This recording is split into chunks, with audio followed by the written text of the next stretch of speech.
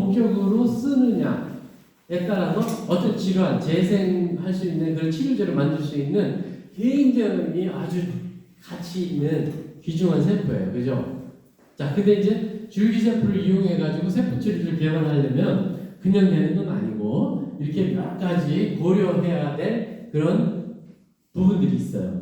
예를 들어서 상용화 단계까지 이제 이거는 뭐 회사들에서 이제 저희 같은 회사들이 고민할 얘기지만 아 이거 돈을 벌 수 있겠어? 아니면 다른 회사에서 이거 벌써 개발했는데 이걸 우리가 좀 늦게 시작했어도 가능하겠어? 걔네들보다 승산이 있겠어? 이런 경쟁성 당연히 생각을 해야 되겠죠. 아니면 이제 임상 개발을 하는 이제 단계에서는 아 이 세포가 유효할까? 유효성이 있을까? 그것이라고 하는 그죠? 효과가 있을까? 치료 효과가 있을까? 아니면 사람한테 이 살아있는 세포를 넣어주는 거잖아요. 그랬을 때 안전할까? 그것도 굉장히 중요한 팩트예요. 예를 들어서 이게 사람 몸 안에 들어갔는데 뭐 엉뚱한 기능을 한다든가 아니면 뭐 암세포, 살아있는 세포니까 암이 될 수 있는 가능성도 있는 거예요.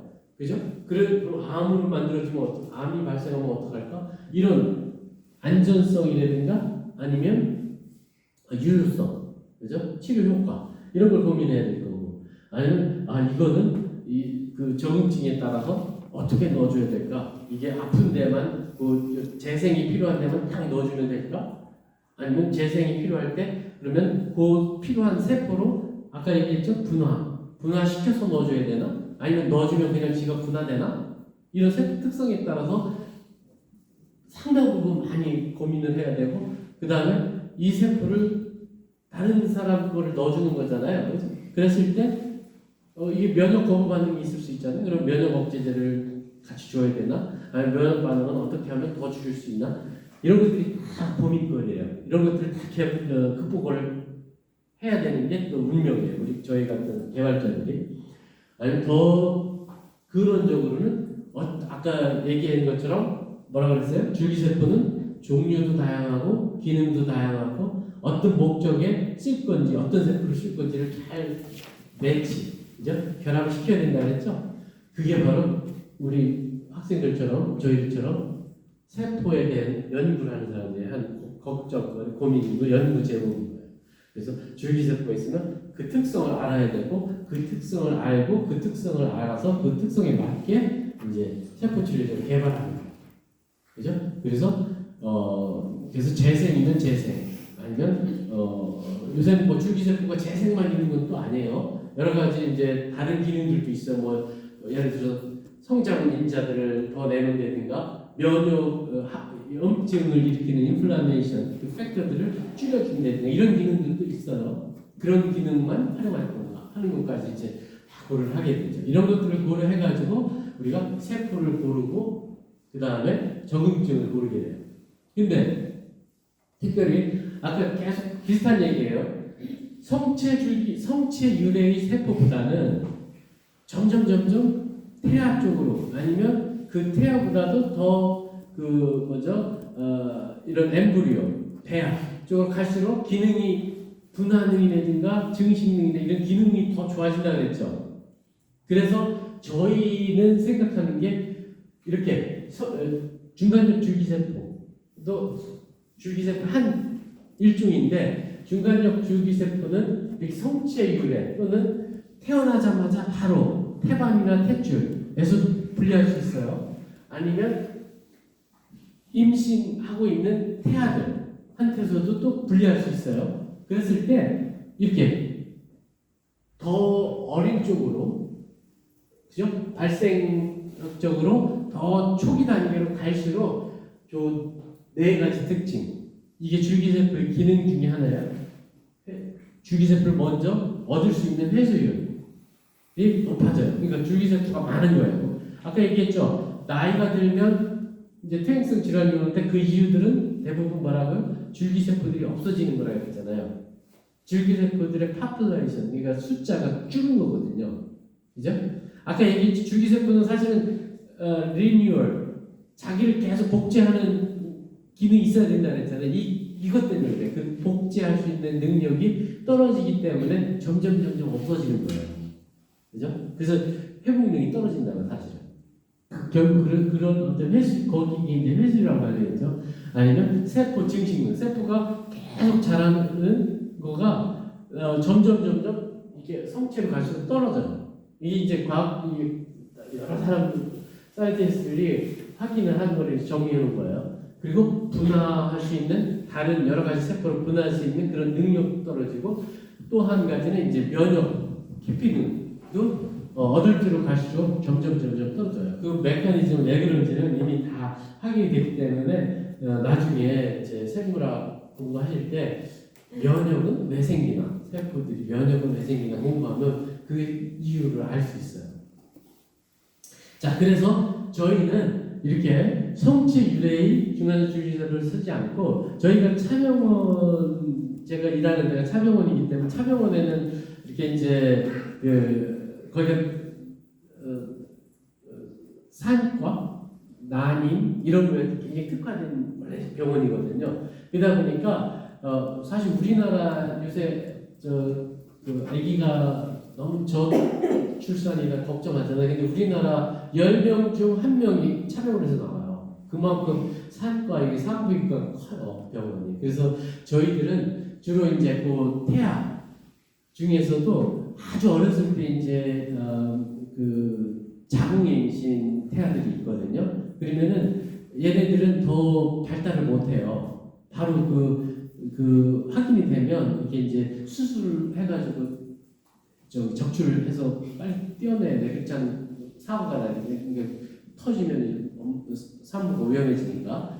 그래서 이제 그게 의료 폐기물로 이렇게 처리가 되는데 저희가 그 동의를 받아가지고 그 자궁임신 태아 한 거의 임신 한 6주에서 8주 정도 이제 진단이 되고 발견이 되는데 그 자궁임신 태아를 활용을 받아가지고 공유를 받아가지고 저희가 연구를 해요. 근데 이제 그 세포는 줄기세포는 없는데 어떤 적응증으로 할 거냐 하는 것도 중요하다고 그랬잖아요. 근데 저희가 생각한 건 그거예요. 한 가지가 이제 뼈는 사실은 그 우리 몸속에서 여기까지 이제 태아 발생할 동안에 뼈가 만들어지는 쭉 어떤 세포에 의해서 어떻게 만들어지는지 뼈가 생성이 되는 걸 이제 다 확인됐거든요. 거기에 이제 사실 뼈는 중배엽이라고 했잖아요. 그렇기 때문에 뼈가 만들어지는 줄기세포는 중간적 줄기세포예요. 저희가 연구하는. 그래서 그 세포를 이용하면은 당연히 뼈를 만들 수 있겠다. 사실 우리가 놀다가 뼈 부러져 본 사람 있죠. 뼈가 부러지면 어떻게 돼요? 젊었을 때는 한 3주나 4주 되면 다 붙죠. 리페어가 되죠. 거기 리페어하는 과정에 들어가는 세포들이 중간적 줄기세포가 뼈세포로 분화돼서 만들어지는 거거든요. 그래서 뼈 골절이 다시 재생이 되는 거거든요. 다시 붙는 거거든요. 그죠? 그랬을 때 그 중간적 줄기세포가 그런 기능을 하기 때문에 저희는 그 중간적 줄기세포를 이용하면 골절이나 뼈에 문제가 있는 그런 질환을 치료할 수 있겠다. 재생 치료할 수 있겠다. 하는 개념으로 이제 이런 연구를 시작하게 된 거예요. 요게 그 뼈가 만들어지는 뼈로 중간적 줄기세포가 요 뼈세포 오스테오사이트라고 해요. 뼈세포로 분화되는 과정을 이렇게 도식으로 만들어 놓은 건데 이런 과정을 통해서 그러니까 뼈세포는 우리 몸 그 뼈에 있는 뼈세포는 중간적 줄기세포에서부터 분화돼서 만들어지는 거예요. 그렇기 때문에 좋은 소스가 되겠죠. 뼈를 재생하는 거예요. 그죠? 그래서 태아 유래의 중간적 줄기세포를 이용해서 뼈 질환, 골 질환 이제 치료제를 개발하겠다. 그래서 저희가 이제 연구를 시작한 거예요. 그러니까 실제로 그 태아 뼈 유래의 중간적 줄기세포를 확인을 해봤더니 실제로 아까 얘기한 것처럼 요 밑에 BMMSC라고 쓰여 있는 게 이제 성체 골수 유래의 중간적 줄기세포예요. 얘네들을 키우다 보면 이제 더 못 자라요. 아까 얘기했죠. 증식능이 그 성체로 갈수록 떨어진다고. 그걸 보여주고 있는 거예요. 저 파란 선 가다가 이제 더 이상 안 자라요. 근데 저희 태아 유래의 중간전 줄기세포는 계속 자라요. 저 빨간 선처럼 계속. 그게 이제 다른 표현은 증식능이 좋다는 뜻이에요. 이 증식능이 좋기 때문에 그러니까 그 태아를 다른 공여를 더 받고 해서 그 공여가 여러 가지가 있을 거 아니에요. 각각을 비교해봐도 차이가 별로 없어요. 굉장히 아주 항상성이 컨시스턴스가 있어요. 그거는 굉장히 좋은 거예요. 약을 만들 때 대량 생산을 하려면 이런 게 똑같아야 되잖아요. 한 번은 좋았다가 다음은 나쁘고 그러면 약으로 대량 생산이 어렵잖아요. 그렇기 때문에 굉장히 중요해요. 그래서 저희 그 태아 유래 줄기세포는 성체 유래의 중간전 줄기세포에 비해서 이런 어떤 공여자에 대한 그 다양성, 베리에이션 차이가 없고 재현성이 좋고 증식능이 좋고 그렇기 때문에 저희가 생각하는 것은 치료 효과가 굉장히 균일할 거다. 이런 장점들이 이걸 활용하겠다는 겁니다. 그리고 더 중요하게는 이렇게 이제 뼈로 분화시켰을 때 아까 줄기세포를 분화시킨다 그랬잖아요. 분화시키는 방법들이 이제 개발이 돼 있는데 실제로 뼈로 분화시킨 다음에 뼈에는 칼슘이 많죠. 그 칼슘을 염색하는 방법으로 분화가 잘 됐는지를 확인하거든요. 저희 그 세포를 통해서. 그랬을 때 뼈로 분화를 유도시킨 다음에 실제로 그 칼슘, 뼈가 그러니까 석회화된 거, 그러니까 칼슘을 침착된 걸 확인해 봤을 때 아까 얘기한 그런 성체 유래의 그 골수 유래 줄기세포보다 굉장히 더 빨갛죠. 일주일 동안 분화시켰을 때 벌써 차이가 있고 2주일 정도 분화시켰을 때 이미 거의 완전히 그 포화 상태거든요. 성체 유래 줄기세포는 이제 막 시작하는 그런 정도인데 이렇게 골 분화능이 저희 그 태아 유래 줄기세포가 굉장히 좋아요.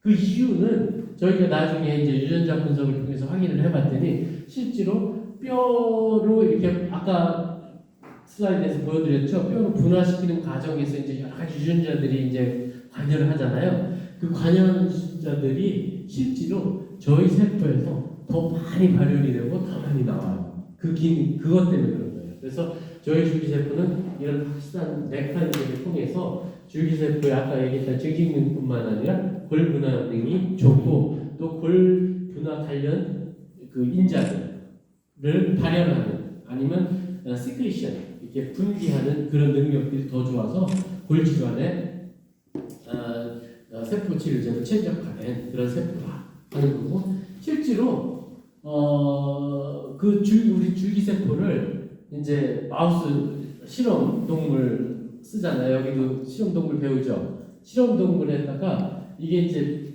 그 마이크로 CT 촬영한 거예요. 두개골을 먼저 두개골에 저렇게 구멍을 내요.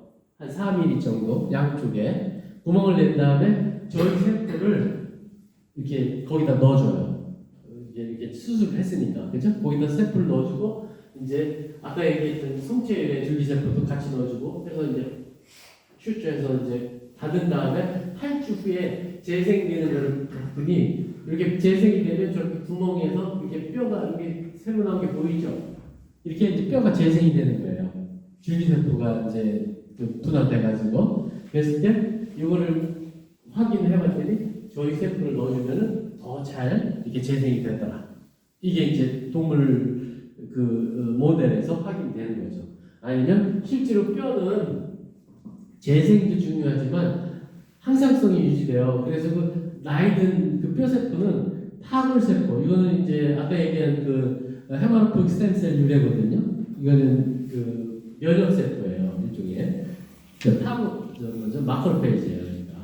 그래서 얘네들이 나이가 들면 이거를 파골세포가 잡아먹어줘야 돼요. 그래야지 또 새로운 세포가 만들어져서 계속 이게 유지가 되거든요. 아까 얘기한 것처럼 피가 120일 살고 없어지면 다시 만들어지는 것처럼 뼈도 똑같아요.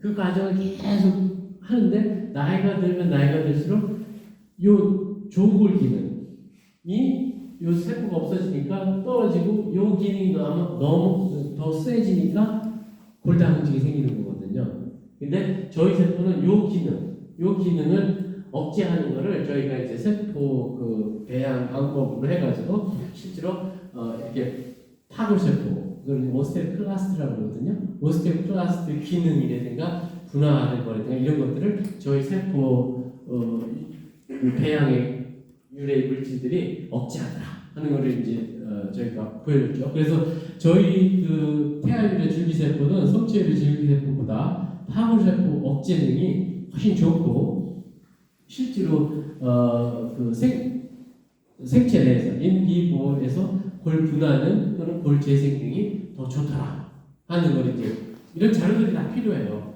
약을 개발하려면 우리가 보여줘야 되잖아요. 우리가 말로만 허가를 받을 수 없잖아요. 이런 자료들, 과학적인 자료들을 다 제공을 해서 이제 허가를 받아야 되니까. 그래서 이제 저 골에다가 구멍 뚫은 거는 마우스가 졌나요? 요거는 마우스 가지고 하기는 굉장히 힘들어요. 너무 작아가지고 너무 얇아요. 그래서 이건 레드스레스요. 요 실험.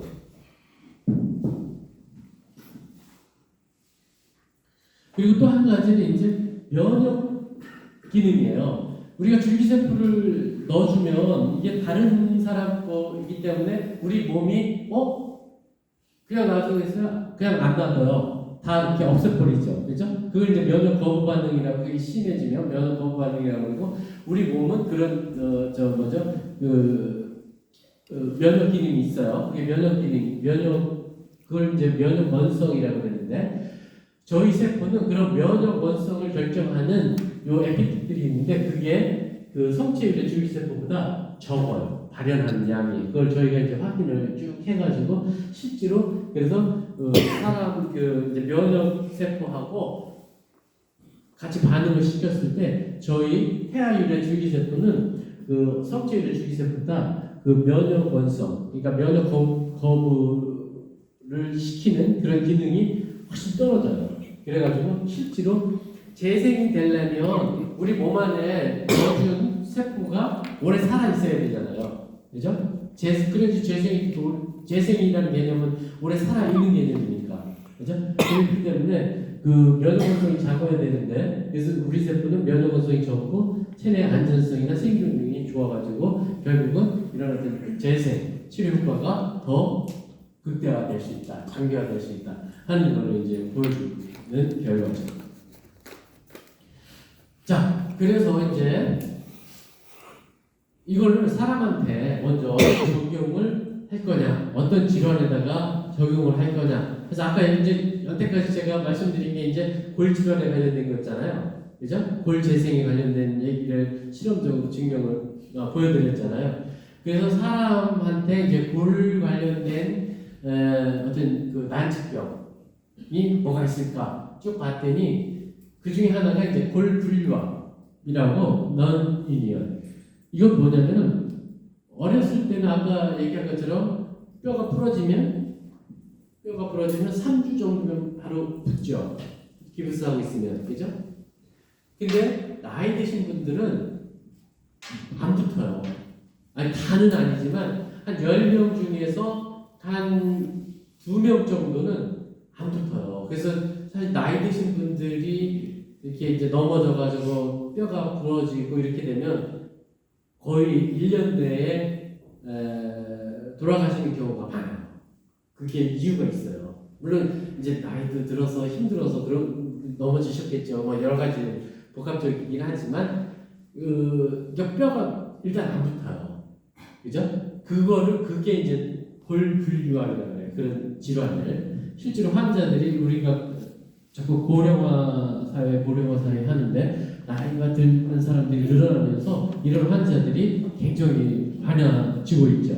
그래서 이런 부분에 이분들은 뼈가 다시 붙어줘야지 되는 거예요. 결국은, 그죠? 그게 아까 처음에 얘기했던 거 약으로는 되지 않잖아요. 이게 진짜 세포 치료제가 필요하지. 가장 좋은 세포 치료제는 뭐냐면 실제로 그 뼈가 부러진 사람의 그 골수를 채취해가지고 그 골수를 넣어주는 거예요. 실제로 그렇게 하면 붙어요. 잘 붙어요. 그게 이미 증명이 다 돼서 사실은 임상에서도 사람 임상에서 쓰는데 문제는 뭐냐면 부작용이에요. 골수를 채취하는 과정에서 부작용, 그다음 뭐 다시 그 시술들이 돼야 되고 이러면서 이제 그 나이 드신 분들이 굉장히 힘들다고 그런 부분도 있고 비용도 너무 많이 들고 그런 어려움이 있는데 저희가 아까 말씀드린 것처럼 태아인대 줄기세포를 대량으로 생산하고 있다. 그런 환자 나이 드신 분이 오면 그 부러진 부위에 세포를 넣어주면 되잖아요. 그런 개념으로 이제 가거나 아니 두 번째는 골형성 부전증이라고 오스티오제네시스 임퍼펙트인데요. 이런 유전병이 있어요. 유전병이 뭐냐면 뼈를 만드는 유전자가 콜라겐이거든요. 콜라겐이 이제 그 매트릭스고 거기에 이제 칼슘이 침착되는 게 뼈인데 그 콜라겐 유전자가 변이가 생긴 게 골형성 부전증이라는 유전병이에요. 희귀질환이에요. 우리나라에 한 1,000명에서 2,000명 정도 그 숫자가 좀 이렇게 돼 있는데 어쨌든 한 1,000명 정도에서 2,000명 정도 지금 더 확인해 보니까 그 정도 환자 희귀질환이에요. 이 환자들은 그림에서 보는 것처럼 너무 심한 사람은 태어나기 전에 엄마 뱃속에서 못 태어나요. 뼈가 발생이 안 되고 뼈뿐만 아니라 콜라겐은 뭐 다른 조직에도 굉장히 중요한 생산이 중요하니까 태어나지 못하고 아니면 태어나더라도 이렇게 뼈가 보세요. 엑스레이 찍어놓고 보면 뭐 제대로 이렇게 요게 그래도 조금 아주 약한 타관 그 골형성 부전증 환자는 그래도 한 사춘기 될 때까지는 정상으로 자라거든요. 이게 정상 어느 정도 정상이라고 봤을 때 뼈가 굉장히 뭐 제대로 형성이 안 되잖아요. 이게 이제 골형성 부전증인데 이런 환자들한테는 약이 없어요. 이걸 고쳐줄 수 있는 정상화 시킬 수 있는 약이 없어요. 그래서 저희가 줄기세포를 넣어줘가지고 뼈를 제대로 만들 수 있는 그런 방법으로 개발을 해보자 해서 요 질환으로 지금 경증을 해가지고 저희가 국가과제로 지금 그 세포치료제 지금 임상 연구할 수 있도록 지금 준비하고 있어요. 실제로 아까 말씀드렸던 그 환자들을 저희가 하기 전에 미국하고 스웨덴 거기에서 실제로 줄기세포를 그 환자들한테 한번 넣어줘봤어요.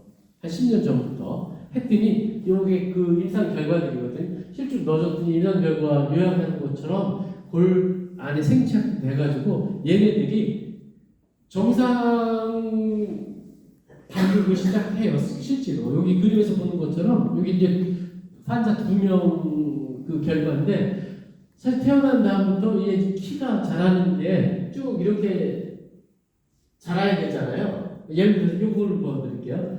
사실 아기가 태어난 다음에 쭉 보면은 키가 이렇게 쭉 자라야 되잖아요. 그게 아주 크게 자라는 애, 뭐 이렇게 좀 늦게 자라는 애, 그 정도는 있지만 어쨌든 이게 정상 발육 곡선이에요. 그죠? 근데 그 골형성 부전증 환자는 태어나면 키 자라는 걸 봤더니 자라다가 스탑을 해요. 이게 언제냐면은 이 환자가 그 그림 내가 지금 잘 안 보이는데 12살. 이거는 환자 B니까 12개월이에요. 이게 한 18개월쯤 됐을 때 자라다가 스탑을 했어요. 이게 이제 전형적인 골형성 부전증 그 콜라겐 유전자가 그 변이가 일어나는 증거거든요. 아니 물론 이제 시퀀싱 해보면 다 나오니까 금방 그죠? 그래서 이제 확인이 된 환자였어요. 그래서 18개월 가까이 되니까 자라는 게 스탑을 해요.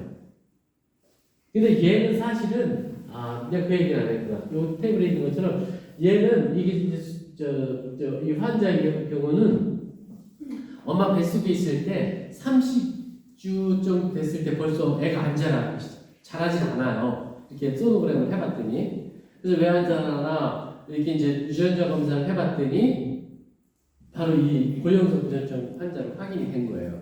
그래가지고 걔 그 엄마 umbilical vein 그러니까 엄마 그러니까 애기하고 그 탯줄 그 정맥을 통해서 아까 얘기한 그 줄기세포를 넣어줬어요 한번. 그랬더니 그나마 이렇게 자라 올라온 거예요. 태어난 다음에. 아니면 이 환자 같은 경우는 8살까지 이렇게 키가 계속 자랐어요, 얘도. 그죠? 근데 얘는 8살 됐을 때 키가 자라는 게 쭉 스탑했고, 그래가지고 그때 다시 넣어줬더니 세포를 다시 주입을 해줬더니 다시 키가 자란 거예요. 얘도 그렇게 있어요. 18개월쯤 됐을 때 안 자라고 그 다음에 세포를 넣어줬더니 다시 이게 성장이 회복되는, 진짜로 줄기세포가 기능을 하는구나. 그래가지고 실제로 스웨덴에서 지금 요 방법으로 지금 임상 실험을 한 200명 대상으로 해가지고 200명 다 세포를 주는 건 아니고 그 중에 한 환자 세포를 이식받는 환자는 한 15명 정도, 20명 정도 이식을 해가지고 요거 대로 해가지고 치료할 수 있도록 지금 개발을 하고 있어요. 요 방법으로 저희 세포 아까 얘기한 그 태아 유대 중간에 줄기세포를 이용해가지고 이렇게 요 환자 그림에서 있는 환자를 대상으로 해서 지금 저희 병원에서 치료할 수 있도록 지금 임상 시험을 준비하고 있어요. 이게 지금까지 저희가 연구해온 과정이에요. 먼저 자궁인진 태아에서 공여를 받아가지고 거기서 세포를 분리하고 세포를 분리해서 특성 분석해서 골 분화능이 좋고 그 다음에 잘 자라고 핵형도 안전하고 그 다음에 골 모델에서 이렇게 골이 세포를 넣어주면 원래는 이렇게 안 생기는데 세포를 넣어주니까 더 많이 생기더라. 그래가지고서 이제 지금 현재는 이게 사람 임상을 하려면 그냥 세포를 만들면 안 되고 그 세포를 생산할 수 있는 약을 만드는 그런 공장, GMP라고 그러거든요. 임상 등급 세포를 거기서 생산을 해가지고 지금 현재 식약처 보건복지부에 지금 이제 임상 시험을 할 수 있도록 허락을 해주세요. 해서 이제 올해 임상 시험 계획서를 제출해서 승인을 받고 내년도에 그 환자를 대상으로 해가지고 안전하다, 그다음에 효과가 있다 하는 걸 보여주고 나서 이제 세포 치료제 허가를 받아서 실제 우리나라에 한 2,000명 정도 환자가 있다 그랬잖아요. 그 환자를 대상으로 해서 치료제로 제공할 수 있도록 저희가 진행을 하고 있어요. 자, 여기까지가 한 예지만 골형성 부전증이라는 아니면 골불류압이라는 그 환자를 대상으로 해서 세포 치료제가 이렇게 개발이 되고 있고 이런 식으로 가능성이 있다는 거, 이런 자료들을 만들어서 이제 식약처에 허가를 받는 거예요. 그죠? 그래서 독성이 없다 이런 것들 이제 저희가 여기 이제 교수님도 계시는데 어쨌든 이런 독성이 없다는 걸 시험동물을 해서 이제 실제로 똑같은 모델에서 만들어서 넣어주고 나서 암도 안 생깁니다. 그다음에 이런 것들 일반적으로 독성이 없습니다. 이런 것들 자료들을 다 지금 저희가 만들어서 제출할 거예요. 지금 하고 있어요. 그래서 그런 과정을 통해서 세포 치료제라는 거가 상용화가 된다 하는 거를 말씀을 드리고요. 그 다음에는 이제 한 2장 정도 더 남았는데요.